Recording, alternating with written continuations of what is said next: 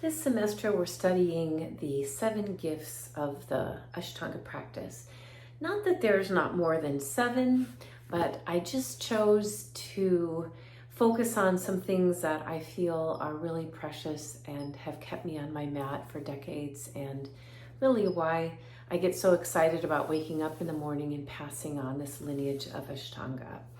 So we are on the 4th gift, and it just so happened that we had a moon day on, actually this is the second moon day on a Sunday, which is when I give the teaching. And so this week I wanted to share the gift of this idea of resting. So Patabi Joyce was famous for saying, "You take rest." And that is the gift of this week, the wisdom of this lineage, this practice that says, after you do sun salute, standing pose, after you do the sandwich in between either first series or second series, whatever you're doing in closing sequence, we always lay down and take Shavasana. And I believe that this is so important because I know in other parts of my life, I finish something and I run on to the next thing, and that's sometimes work or lunch, or sometimes it's even something I would consider good for me as far as like exercise. Like I went and, rode my bike or something. And then when we finish, we just go right to the next thing. And in our practice of yoga, this is very old, ancient system that keeps us healthy and vibrant. Says when you finish your practice, you lay down and with your palms open and your heart open and your eyes closed, and you rest. And I for me, it's also a way of like receiving my practice. Like I'm not moving on to the next thing before I just quiet myself.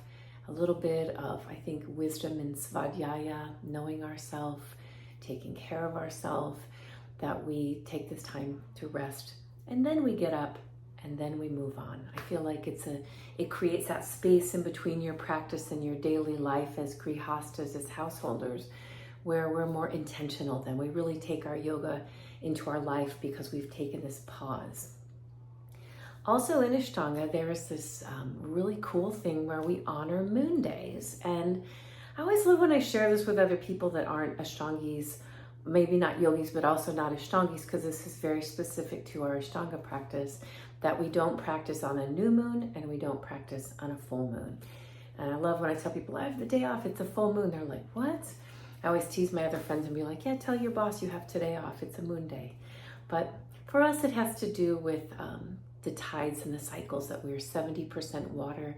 And we believe that at the top of an inhale, we are more full. And so we want to take rest because this is a time where we believe like we're just too full in our heads and in our bodies and we should rest.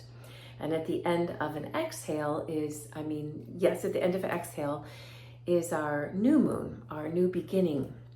And we believe our energy is a little more subdued and chill, and we feel a little bit maybe lethargic or a little bit more lazy, or like just resting in the first place. So we honor that. We say, okay, this is our moon day on this new moon, and we take rest. And I think over the years of doing that practice myself and also teaching it to others, I feel like it really gets me more in touch with my own body, that my own body is in sync with this planet Earth and their tides and their seasons, and they're part of how I'm built. I'm part of this planet. I'm designed to be on this planet. I work in that way. So for me to really pay attention to the tides and the moons in my own body and how I'm feeling, how my energy is feeling, has really been a really beautiful gift that this practice has given me, that I love being in the lineage with Patabi Joyce and Sharat, Saraswati, Tim Miller, David Swenson, all my favorites, and saying, today's a moon day. Stay home, take rest.